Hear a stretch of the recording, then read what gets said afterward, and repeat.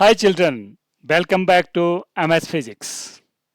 In this series I am going to solve question paper of NEET 2025. आप देख रहे हो स्क्रीन पे NEET concept solution of physics. MS Physics present you great and wonderful solution with great concepts.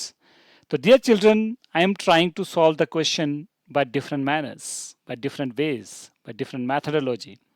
Let's involve with me in the solution of NEET 2025. तो dear children इसमें जो पहला question था वो काफ़ी जो नीट एस्पिरेंट्स थे या फिर जो जिन्होंने नीट का पेपर दिया इस बार दे फेल्ट दैट कि ये काफ़ी टिपिकल पेपर था। अब देखते हैं इसमें क्या टिपिकलिटी थी, क्या सच में टिपिकल था या नहीं था। Let's solve each question with proper concept and learn how physics is wonderfully cracking the problems. Okay, let's begin the first question. तो फर्स्ट क्वेश्चन देखते हैं बेटा। पहली चीज़ क्या है जो मेरा एक फेवरेट मंत्र रहा है फॉर एवरी स्टूडेंट कि first of all you have to go through the questions carefully, यानी कि क्वेश्चन को आपने अच्छे से रीड करना है और समझना है। 50% जो हमारी प्रॉब्लम्स है वो क्वेश्चन में सॉल्व हो जाती है अगर आप क्वेश्चन को ढंग से समझेंगे। आई नो तो नीट के पेपर में आपके पास उतना टाइम होता नहीं है, तो you can use your mind by various methodologies, right. पर उस टाइम आपके माइंड में क्या स्ट्राइक होता है that is very very important. पर स्ट्राइक तो तभी होगा when you revise, when you do the hard work, when you practise various problems. तो that's why practice is important. चलो देखते हैं। तो क्वेश्चन को ध्यान से देखते हैं बेटा। In the question basically they asked, let me change the color. Yes, देखो बेटा। तो they asked in a question, consider a water tank shown in a figure. कोई वाटर टैंक है जो फिगर में भी दिखाया हुआ है आपको, है ना। Water tank, it has one wall at x is equal to l. ये आपको दिख भी रहा है यहाँ पे कि एक वॉल उस वाटर टैंक की कैसी है बेटा, x is equal to l, यानी कि एक्स एक्सिस में वो कितना है, एल है। Okay, and can be taken to be very wide in z direction, यानी कि जेड डायरेक्शन में इसको जो है काफ़ी वाइड हम ले सकते हैं। तो let this is X axis, this is Y axis and this is Z axis. तो Z axis is very important, यानी कि वाइड का मतलब जहाँ को आप लेंथ ले सकते हैं, that is called wide. When filled with the liquid of surface tension n, अब खास बात बेटा जो यहाँ पे सरफेस टेंशन है वो आपने लेनी है एस। सरफेस टेंशन बेसिकली क्या होती है बेटा, फोर्स पर यूनिट लेंथ। ठीक, अगर मैं यहाँ पे फोर्स लूँ तो ये बन जाएगा surface tension into which length you are going to take, जो वाइडर होगी। तो वाइडर कौन सा है बेटा, जेड ले लेते हैं for the time being. Okay, late this is equation 1। इतनी बात समझ आ गई। ओके, एंड डेंसिटी रो, बेटा इसमें जो लिक्विड भरा है तो वो क्या है, रो। रो एक डेंसिटी है। डेंसिटी क्या होती है, मास अपॉन वॉल्यूम। तो इस चीज़ को हम लिख लेते हैं मास अपॉन वॉल्यूम। ओके, तो mass upon what is the volume, container है तो वॉल्यूम क्या होना चाहिए बेटा, yes area into length obviously. तो एरिया इनटू लेंथ हम कैसे लेंगे, एरिया इनटू लेंथ, लेंथ तो हम ले ही रहे हैं दैट इज जेड, राइट। तो इस तरह से हमारा जो है ये मास आ गया, सॉरी डेंसिटी आ गई। क्या मास को हम ऐसे लिख सकते हैं, रो ए जेड। इनफैक्ट आप एरिया भी निकाल सकते हैं, एरिया ए। तो एरिया ए कितना होगा बेटा, जो बाकी बची हुई लेंथ है, यानी कि एक्स और वाई, ये एरिया हो गया। तो ये सारी बातें हमको पता चल गई है क्या क्या हो रहा है यहाँ पे। ओके, अब बात कर रहा है थीटा नॉट की, जो कि बहुत छोटा है, स्मॉल एंगल है। ये जो थीटा नॉट है यहाँ पे ये बहुत छोटा है, तो ये भी हम लिख लेते हैं क्योंकि क्वेश्चन में लिखा है theta is very small. Okay, तो आपने बेटा फिजिक्स या मैथ्स के जो थ्योरम पढ़े हैं, मेरा बेसिक मैथमेटिक्स देखा होगा, ट्रिग्नोमेट्री का फर्स्ट लेक्चर, या सेकंड लेक्चर मैंने बोला था जब एंगल बहुत छोटा होता है sine theta is treated as theta. Similarly tan theta is also treated as theta. यहाँ पे थीटा नॉट है तो इसको हम थीटा नॉट ले लेते हैं लाइक दिस, राइट. और जो कॉस थीटा होता है बेटा, इनके कॉस थीटा नॉट, उसको हम 1 ले सकते हैं, या फिर सीकेंट भी. If you do the secant theta naught तो वो भी कितना होगा 1. तो ये बातें आपने हमेशा याद रखनी है when angle is very small. ठीक, तो यहाँ तक पहुँच गए हम लोग. ना आगे देखते हैं आगे क्या है बेटा. विद द एक्स एक्सिस, यानी कि एक्स की वैल्यू ये बोल रहा है कि एल है, तो हम बाद में देखेंगे रखेंगे. If y is the function of x, यानी कि जो y है वो x के साथ क्या हो रहा है, चेंज हो रहा है. दिख भी रहा है आपको, देखो एक y जो है चेंज हो रहा है. दिस इज y एक्सिस, ये देखो आप, ये बेटा y है ना. तो ये देखो हर एक उसके साथ जो है ऊपर को क्या हो रहा है, चेंज हो रहा है. y is the function of x is the height of the surface, यानी कि ये हाइट की तरह है. Then equation of y and x, y is the function of x, इनमें से कौन सी इक्वेशन सही है, यानी कि आपको इक्वेशन बनानी है बेटा. Although this is mathematical almost, but मैं 2-3 तरीके से आपको इसका सोल्यूशन बताऊंगा, है ना. एज ए नीट एस्पिरेंट या फिर जो नीट दे चुके हैं या ड्रॉप किया है उनके लिए शॉर्ट वे भी है टू चेक दिस, बट थोड़ा सा प्रेजेंस ऑफ माइंड चाहिए. चलो लेट्स सॉल्व इट. अब हम क्या करेंगे बेटा, यहाँ पे ध्यान से देखो. अगर मैं यहाँ पे एक काम करूँ, इसको ऐसे ज्वाइन कर लूँ यहाँ पे, ठीक है. तो ऑब्वियसली बात है ये भी जो है एंगल कितना होगा बेटा, थीटा नॉट. ठीक, ये तो है ही थीटा नॉट. अब जो सरफेस टेंशन होती है बेसिकली जो कि यहाँ पे एस है, वो टेंजेंशियली लगती है कर्व के ऊपर, मेनिस्कस के ऊपर, अगर आपने डिटेल में पढ़ा होगा. अगर ये थीटा है तो इसके 2 कंपोनेंट यहाँ पे बन रहे हैं, क्योंकि एक्सिस का भी बहुत बड़ा रोल है इस कंसेप्ट में. तो इधर आपको पता है जहाँ एंगल नहीं होता है बेटा वहाँ क्या आता है, साइन थीटा नॉट हम लिखेंगे. और जहाँ एंगल है वहाँ आएगा टी, सॉरी टी नहीं है बेटा, टी की जगह इसने सरफेस टेंशन ले रखा है तो एस ले लेते हैं. तो यहाँ पे भी क्या लेंगे, एस कॉस थीटा नॉट.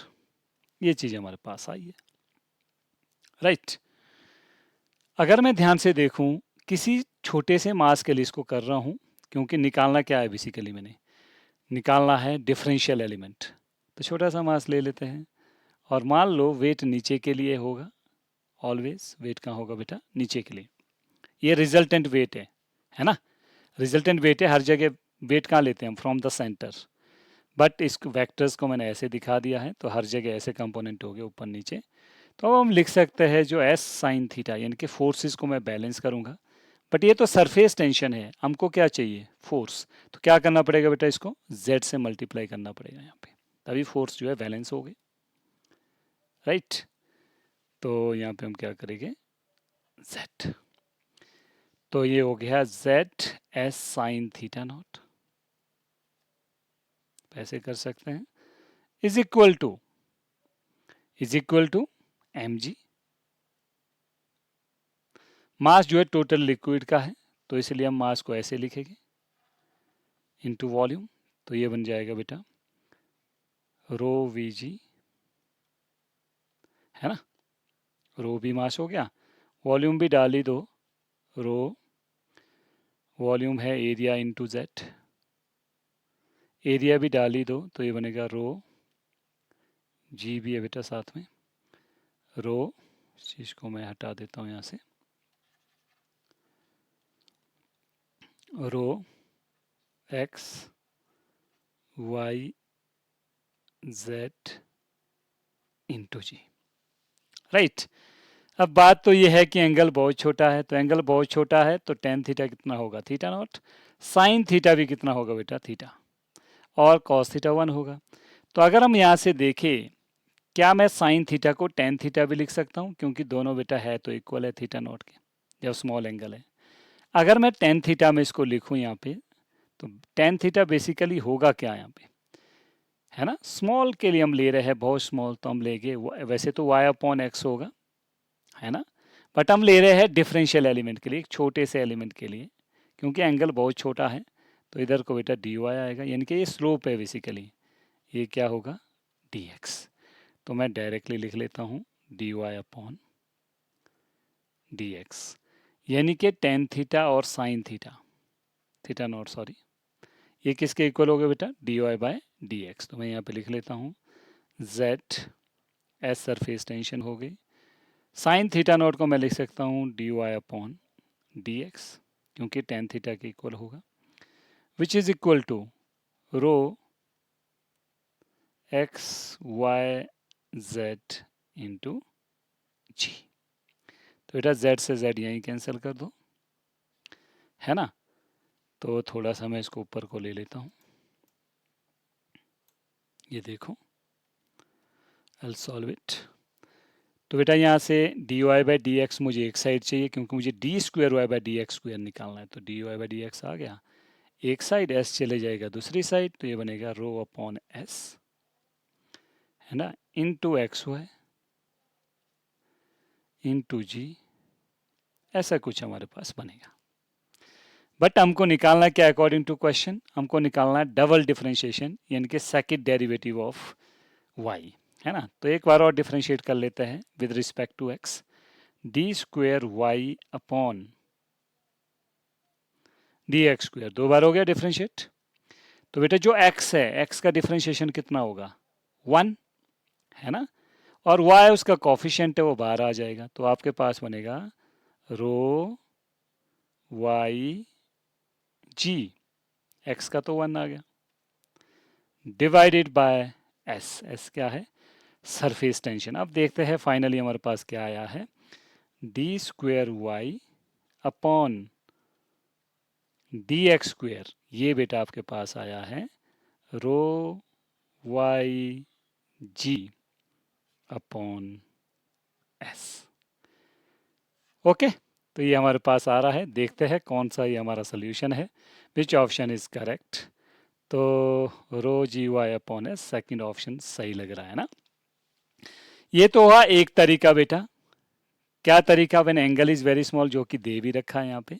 आप टेंजेंट ड्रॉ करो, तो टेंजेंट क्या देता है स्लोप, यानी कि टेन थीटा, जो कि y अपॉन एक्स होगा। पर अगर एंगल बहुत छोटा है, छोटे से टेंजेंट के लिए ले रहे, कर्व के ऊपर क्या होता है, एक छोटा सा जब आप टेंजेंट लेते हैं, ये मान लो कर्व है बेटा, तो जब भी इसमें टेंजेंट लेते हैं वो स्लोप देता है आपके पास, ये बहुत छोटा होता है basically d y upon D x.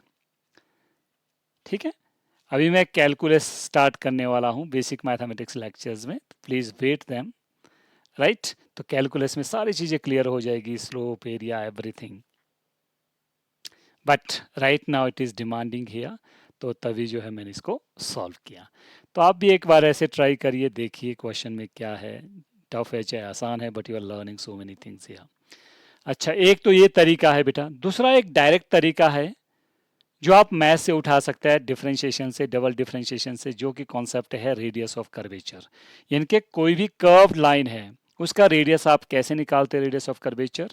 ये चीज़ मैं आपको सर्कुलर मोशन में भी सिखाऊंगा, प्रोजेक्टाइल में भी सिखाऊंगा। जैसे मैंने पहले भी डिस्क्राइब किया था, आई रोडोव का एक क्वेश्चन है प्रोजेक्टाइल का, वहाँ पे कॉन्सेप्ट है रेडियस ऑफ कर्वेचर कैसे निकालते हैं किसी भी कर्व के ऊपर, वहाँ भी मैं डिटेल में सिखाऊंगा, पर यहाँ डायरेक्टली पिक कर रहा हूँ मैं फॉर्मूला। चलो देखते हैं what is that formula for this question. अच्छा, सबसे पहले मैं क्वेश्चन को कॉपी कर ले, कॉपी क्या है पता चली गया है। तो नाउ रेडियस ऑफ कर्वेचर बेटा, कोई भी मान लो ये आपके पास कर्वेचर है, ये कोई भी कर्वेचर है, राइट। अब कर्वेचर पे आपने क्या निकालना है, रेडियस। तो हम क्या करेंगे, एक पॉइंट लेंगे और वहाँ पे एक सर्कल बनाएंगे, ये सिंपल टेक्निक होती है। तो ये क्या होता है बेटा, इसका रेडियस ऑफ कर्वेचर, क्लियर। अब प्रॉब्लम यह है, जब आप ध्यान से देखें, इसका एक और भी तरीका होता है सेंट्रीपिटल एक्सेलरेशन के साथ। कौन सा तरीका होता है, नीट वालों को तो पता ही है। तो बेसिकली सेंट्रीपिटल एक्सेलरेशन क्या होती है, वी स्क्वायर अपॉन आर, यहाँ से हम आर कैलकुलेट कर सकते हैं, that is V square upon A C. तो बेसिकली ये जो एक्सेलरेशन होती है परपेंडिकुलर होनी चाहिए, तभी हम इसका रेडियस ऑफ कर्वेचर का फॉर्मूला लगाते हैं कहीं पे भी। एक तो ये तरीका है बेटा फिजिक्स के लिए सब जगह, है ना। तो यहाँ पे भी हम ये तरीका अप्लाई कर सकते हैं, है ना। एक और तरीका है, one more formula is there to calculate the radius of curvature. ये प्योर मैथमेटिक्स का फॉर्मूला है, आप याद रख सकते हैं, 1 plus d y upon D x whole square, इसका पावर जो है 3/2 है ना। हालांकि नीट वालों के लिए इसका प्रूफ ज़रूरी नहीं है, पर मैथमेटिक्स के स्टूडेंट्स के लिए बहुत ज़रूरी है। Divided by double differentiation of y. ये बेटा डायरेक्ट रेडियस ऑफ कर्वेचर का फॉर्मूला है। अब आप डिसाइड करेंगे यहाँ पे कौन से वाला फॉर्मूला आपके लिए इंपॉर्टेंट है। ऑब्वियसली हम इसको लगाएंगे क्योंकि y is the function of x दे रखा है। क्या दे रखा है? y is the function of x, that is very important.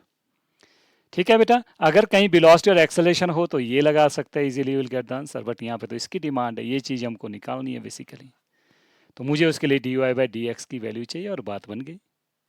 अब देखते हैं यहाँ पे, तो जब भी कोई कर्वेचर होता है, अगर आपने एक्सेस प्रेशर का कॉन्सेप्ट पढ़ा होगा, कोई भी मेनिस्कस है, मान लो इस तरह का मेनिस्कस है या कॉन्वेक्स मेनिस्कस है ना, तो दो प्रेशर डिफरेंस होता है बेटा, 1 2। ठीक है, ये 2 हो गया, ये 1 हो गया, यानी कि अंदर ज़्यादा प्रेशर होता है, तो P2 minus P1 is equal to, ये होता है बेटा surface tension upon radius of curvature, है ना, सिंपल फॉर्मूला। अगर ये सोप बबल है तो टू इंटू सरफेस टेंशन भी होता है, तो आपको अगर आइडिया होगा जिसने रिवाइज किया है फ्लूइड मैकेनिक्स, तो ये चीज़ है बेटा, है ना। तो बस ये करना है और हमको यहाँ पे देखना है क्या है। तो रेडियस ऑफ कर्वेचर यानी कि मुझे चाहिए d y by d x. तो पहली चीज़ जो मुझे वहाँ पे दिख रही है वो क्या चीज़ है बेटा, उस कर्व पे हमने देखा था as tan theta not, sorry, आप सीधा जो है टेन थीटा नॉट जो कि स्लोप था इज इक्वल टू क्या था बेटा, d y upon D x, है ना। तो सीधा हम d y by d x की जगह क्या रख सकते हैं, टेन थीटा। अब देखते हैं रेडियस ऑफ कर्वेचर कितना हो जाएगा, ये हो जाएगा 1 plus tan square theta, ten square theta, है ना, रेज टू पावर 3/2। क्लियर? अच्छा, सरफेस टेंशन बेटा इसने ऐसे ले रखी है, इसको मैं प्रेशर ले लेता हूँ सिंपली, एक्सेस प्रेशर को P ले लेते हैं, इनके S अपॉन आर आप कर सकते हैं। तो यहाँ से R की जो वैल्यू आएगी that is S upon P। ठीक, तो ये हम यहाँ पे डाल सकते हैं, चलो देखते हैं क्या बनता है। अब जो प्रेशर होता है वो भी कर ही लेते हैं यहाँ पे बेटा। प्रेशर क्या होता है, रो जी एच किसी हाइट के साथ, पर हाइट यहाँ y है, तो क्या होना चाहिए, surface tension upon rho G Y. तो रेडियस का भी हमको यहाँ फॉर्म मिल गया, अब इस वैल्यू को यहाँ डालेंगे और मुझे चाहिए बेसिकली ये चीज़ इक्वेशन को चेक करने के लिए, है ना। तो ऐसे ऐसे काम हम यहाँ पे कर सकते हैं। तो रेडियस की वैल्यू कितनी आएगी, s upon rho g into y is equal to 1 plus tan square theta. Trigonometric identity अगर नहीं पता है तो MS physics lecture, trigonometry lecture 1 पे आप जा सकते हैं, वो आइडेंटिटी कैसे आती है। तो ये होता है बेटा सीकेंड स्क्वायर, सीकेंड स्क्वायर, ये बेसिकली थीटा नॉट है, तो मैं भी इसको थीटा नॉट लिख लेता हूँ। Okay, secant square, I hope ये समझ आ गया होगा, साथ में 3/2 भी है। ऑलराइट, अब एक चीज आपने बेटा ध्यान रखनी है, जब एंगल छोटा होता है, if theta naught is small, अभी थोड़ी देर पहले मैंने आपको बताया था, चलो एक बार और चेक कर लेते हैं। ये देखो, तो थीटा नॉट जब स्मॉल है तो सीकेंड थीटा यहाँ पे हम कितना लिख सकते हैं बेटा, दैट इज इक्वल टू 1। तो डायरेक्ट हम जो है सीकेंड थीटा नॉट को कितना लिख सकते हैं, 1। तो डिवाइडेड बाय, ये नहीं भूलना है, यहाँ पे भी ध्यान रखना है, that is d square Y upon D x square, d square Y upon D x square. ठीक, अब बेटा ये 1 आ गया, 1 का 3/2 तो 1 नहीं हुआ, 1 अपॉन कितना आया, D square Y upon D x square, right. अब मुझे चाहिए क्या basically, D square Y upon D x square, double differentiation चाहिए according to the 4 options, right. तो क्रॉस मल्टीप्लीकेशन करो, इसको ऊपर ले लो, इधर हो जाएगा, तो ये हो जाएगा बेटा रो जी वाई अपॉन एस। क्या है, वही फॉर्मूला आ गया जो हमने थोड़ी देर पहले चूज किया था, that is option number b which is correct. ये भी बेटा एक तरीका है ना, हालांकि सीखने के बाद ही आती है सारी चीज़ें। अब सबसे शॉर्ट तरीका जो कि नीट वाले सोच सकते हैं ऑन स्पॉट, बट उसके लिए थोड़ा सा सेंस ऑफ माइंड चाहिए, वो क्या है बेटा, वो है डायमेंशनली।